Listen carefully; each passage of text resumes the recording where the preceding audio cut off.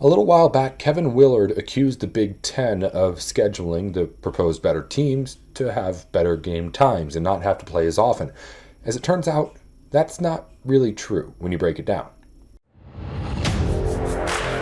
You are Locked On Big Ten, your daily podcast on the Big Ten Conference. Part of the Locked On Podcast Network. Your team every day.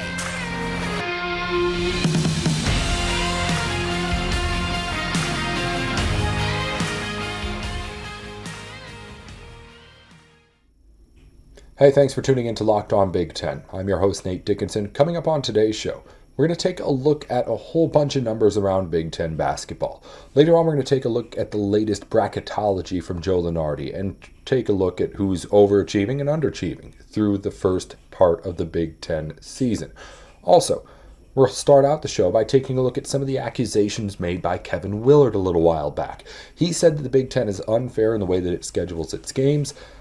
I'm saying it's not so much. But before we do any of that, a reminder that today's episode is brought to you in part by BetOnline. BetOnline.net has you covered this season with more games, props, odds, lines than ever before. BetOnline, where the game starts. I'm your host, Nate Dickinson. Be sure to follow along on Locked On Big Ten. It's 1-0 at the end when you're typing it along wherever you get your podcasts, on YouTube and on Twitter too. Let's start off by taking a look at what we had, I think it was maybe even a couple of weeks ago now back, when it was Kevin Willard, head coach of Maryland basketball, with Maryland off to a hot start, complaining about how the Big Ten's scheduling its basketball games. He said that when the Big Ten comes together and makes its games, he accuses them of, well, pretty much saying that, all right, Indiana, Purdue, Illinois, they're going to be good this season, Michigan. We'll make sure that they're in the most prime time spots, the most ideal locations, not playing around too much, where meanwhile a team like Maryland, finished to pick 10th in the preseason by the Big Ten media, will throw them in wherever it ends up being most convenient. Which, at the time when I was talking about it at first, I was like, I would believe it. If that ended up being the case, if someone did all the things to break down the numbers and say, hey, there is a reason to believe that kind of stuff, I would believe it. Because if I'm the Big Ten, I'm the one that's putting together games. I want the best games to have the most eyes on them. I put those best games at the most ideal times, which is usually the 7 p.m. Eastern time start time for a lot of the time. Those late games, which is part of what Kevin Willard's complaining about, yeah, we'll throw a team like Maryland or a Minnesota or a Northwestern into those kind of spots. So is there anything actually to it, though? Is what Willard's saying actually something that is happening in Big Ten basketball? I figured it was about time I actually broke down the numbers. So I broke this down into 3 separate categories, which are 3 things that Kevin Willard specifically pointed out as the things that he thought were unfair in the way that things were being scheduled. 1, the number of 9 p.m. games that you play, 9 p.m. Eastern time, 8 p.m. Central time on the tip-offs. He complained that, hey, if you're starting earlier in the day, you're getting home earlier in the day, and you're not, of course, doing homework up until 2, 3 in the morning and things like that as a college student athlete still. So that makes sense if it were actually substantiated. The problem is it isn't. Now, to be fair, there is a point here to be made, which is that it's not even across Big Ten teams. But what I did was I took the Big Ten preseason polls, and we didn't do this for every team because that seems a little bit repetitive. But I took the top 3 teams in the Big Ten preseason media polls, Indiana, Illinois, and Michigan, and the bottom 3 teams in the preseason polls, Minnesota, Northwestern, Nebraska. These polls were done in October. The Big Ten schedules were released in September. So, in theory, this is something the Big Ten would have to go off of if it was intentionally trying to get the best games in the best spots. However, there's really no evidence to suggest that the better teams are getting less of those late games. Indiana in the Big Ten conference season, this is including the earlier games in December, by the way, they have 5.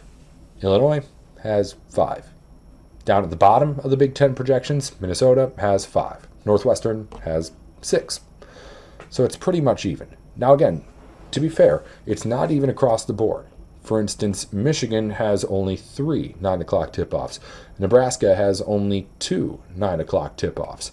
So it's not even by any means.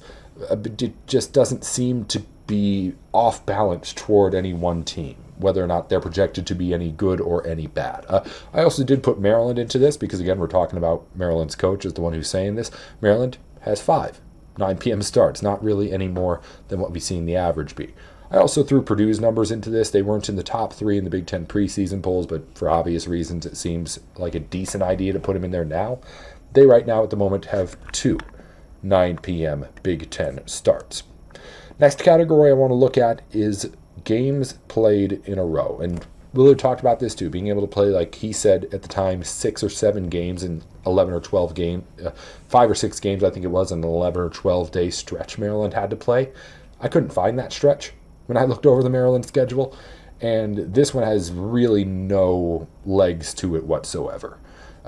As far as games that you're playing in a row, I looked at everyone's Big Ten schedule, and I at least broke it down because I didn't want to do all sorts of math.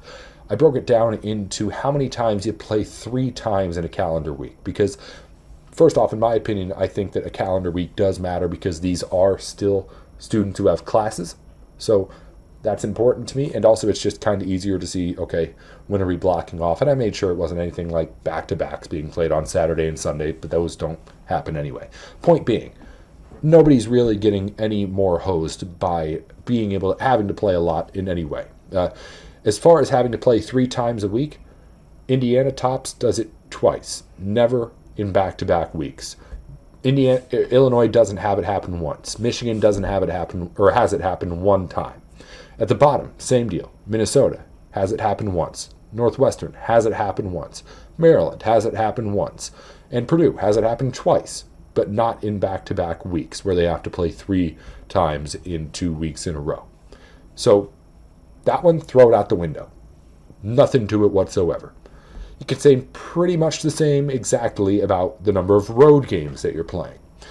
Kevin Willard complained that Maryland has to play 5 of its first 7 games on the road in the Big Ten season, which is true. And that's starting up the Big Ten calendar season here.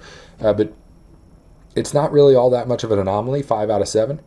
And it's not really that atypical for what they're doing in the Big Ten. As far as having to play consecutive road games, nobody in the Big Ten all season will ever play on the road 3 times in a row. I'm guessing intentionally scheduled that way. As far as times that they will have to play 2 times in a row, Indiana does it twice, Illinois once, Michigan 3 times. At the bottom of the projections in the preseason, Minnesota does it twice, Northwestern 3 times, Nebraska does it twice.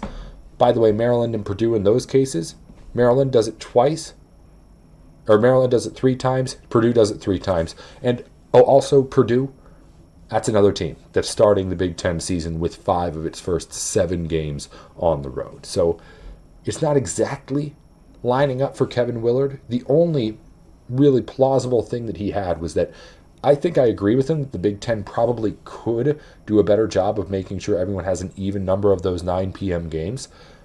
But even the unevenness we saw there was not something that correlated with how good a Big Ten team was doing or projected to do in the preseason.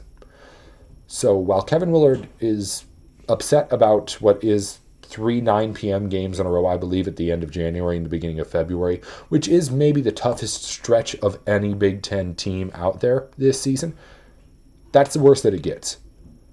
And he took the one extreme example and defended his school with it, which is, part of what you have the coach to do, even if it is a little irrational sometimes.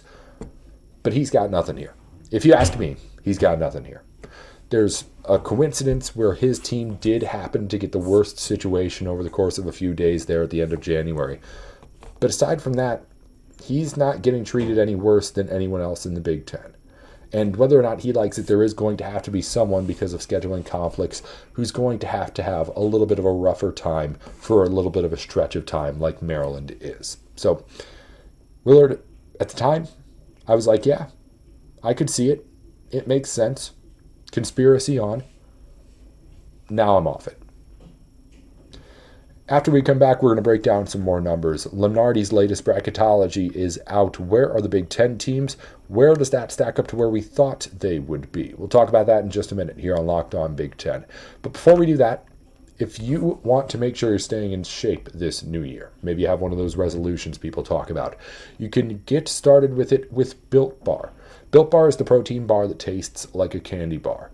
Whether or not you want to get one of the new outstanding flavors they have, like churro, coconut, almond, or some of the great classics that you've come to know and love and Built Bar has built the brand off of, you can get it all over at Built.com, where they've got new stuff coming out every single day. These protein bars are less than 150 calories, less than 5 net grams of sugars and carbs in the bars. So if you want to stay healthy while tasting something amazing that fills you up and doesn't keep you hungry, head on over to Built.com to start the new year off on the right foot. I promise you, once you try this stuff out, you're going to want to come back for more. Let's continue along with things here on Locked On Big Ten. I want to just take a quick rundown on everything that we're looking at with Joe Lunardi and his latest bracketology and use it to just kind of gauge where we're at. Because it's been a fun start to the Big Ten basketball season. But a whole lot of people I know have been watching Big Ten football still, and while you're keeping track of your team, maybe you're not keeping track of where exactly everyone else has been. And maybe you're just a little bit still kind of stuck in the mindset of here's where we thought they would be in the preseason when we were last talking about this. So if you're football fans just now this week transitioning back into the basketball, maybe we can help you out a little bit here. First off, latest bracketology did release here this morning, so it includes losses that we had from Indiana and a close win for Purdue. I think because of that close win, Purdue is back on the one line. I don't know how far they would have fallen because of the loss to Rutgers. Rutgers is a tournament team too. We'll get to that in a second. But Purdue is still on the one line as of right now, according to Joe Lunardi. That's a big deal. After that, it drops off quite a bit.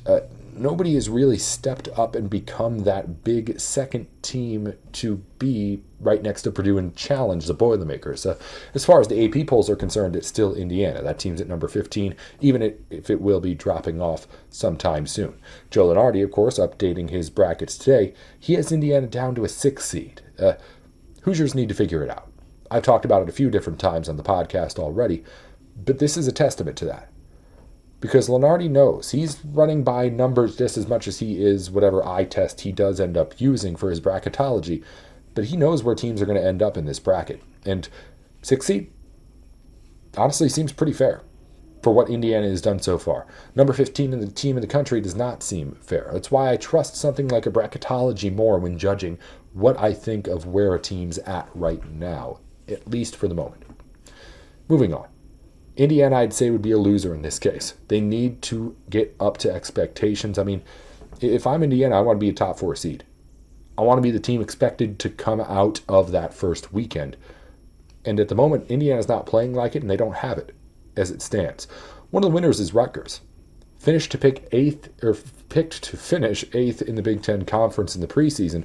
Now projected to be an 8th seed, which is again, pretty much on par, but they're doing it. They're keeping up with the expectations. The big win over Purdue is a big part of the reason why they're up at that spot right now. Rutgers, I think you have to be pretty happy with what you've seen, at least so far from that team, in being able to keep itself afloat. Wisconsin's at a 5 seed, which is, I think, good enough for me right now as we get into January to say, hey, we need to pay some attention to some of these teams on the Big Ten West and their legitimate ability to win this conference. I'm talking about Wisconsin. I'm talking about an Iowa team that just beat Indiana, because you've got some guys on there who are stepping up in the same way that Johnny Davis did for Wisconsin or Keegan Murray did for an Iowa. There's good teams over there, and I think we knew that already, but we haven't quite gotten the same kind of top 25 respect out of them so far. I really, really want to see that soon. And I really, really think that, like a Bryce Sensabaugh of Ohio State, there's some guys who could really explode in this Big Ten schedule and have some teams really, really pesky come Big Ten tournament time. Another team that's been in a little bit of a down spiral, of course, Michigan State, a 9 seed right now as things stand. Maybe you didn't think hugely of Michigan State at the start of the season, but after they got those first couple of either wins or close losses against really good teams, it was really all back on for Tom Izzo and that squad. Now they've dropped back off, or back to a 9 seed, according to Joe Lunardi, and are flirting with that bubble right there. So, I mean, I guess, can you expect any different from what Michigan State has been over the last few seasons? But they seem to be, at least right now, a little bit safe, but I wouldn't be surprised at all if they end up right back on that bubble anytime soon. Speaking of bubble teams, 3 teams on the bubble right now, Penn State, Illinois, Maryland, all either right there as far as I think Penn State was even the first team out of the tournament field, according to Lunardi, or Illinois and Maryland, right there on the verge of being knocked out too. Maryland suffered a loss to Rutgers yesterday. Or Northwestern, check that. That is hurting them at the moment. So I expect them to have a little bit of a bounce back and get back into safety. But Illinois, I think, has been one of the bigger disappointments of the early part of the Big Ten season. I was hoping that we were going to get an electric Illinois offense that was going to be able to bring back some of what we saw last year from Illinois, to be honest. Flashy, high-flying kind of stuff. Not with the same big presence in the middle as before, of course, but Terrence Shannon Jr., Sky Clark. These are the guys who you wanted to be able to go and get it done. And tournament team's a tournament team. But Illinois, I think, like Indiana, is one of those teams that's been trying to figure it out and needs to figure it out ASAP if they want to be back in Big Ten contention by the end of the season. It's not a whole lot of breakdown, but I just wanted to kind of get a quick update refresher as we get into the weekend, the first weekend without Big Ten football, as you get ready to watch Big Ten basketball again, where everybody stands. So we've got our teams in, we've got our teams close to the bubble, and those few that are all the way on the way out right now. But if you didn't know at least where your team stands, now you know where everybody else is at least floating around as we start the Big Ten basketball season. Let's wrap things up here on Locked On Big Ten. Before we go, though, a reminder to tune in to Locked On College Basketball. Isaac Shade and Andy Patton have everything you need to know on and off the court. Plus, hear from big-name experts, coaches, and players throughout the basketball landscape. Locked On College Basketball, available on YouTube and wherever you get podcasts. Let's wrap things up with some of the news from around the Big Ten and some of the games that we'll see, of course, over the weekend and recapping from yesterday. Yesterday's score was, we already told you about plenty. I believe it was, Indiana 89-91, the final score, losing to Iowa. Maryland falls to Rutgers. It was, not Northwestern. Dang, had it right the first time. 64-50, the final score in New Jersey there. And, of course, Purdue just barely gets away from Ohio State, 71-69. In women's basketball, Ohio State defeats Minnesota, final score 83-71. Northwestern falls to Illinois, final score 85-79. As far as Saturday in the Big Ten, nothing really big on the schedule for Friday. And Saturday, Big Ten basketball on the men's schedule, Michigan against Michigan State is at 2:30 p.m. Going to be a good one, Eastern Time. Nebraska at Minnesota there, and Wisconsin, Illinois on Saturday too.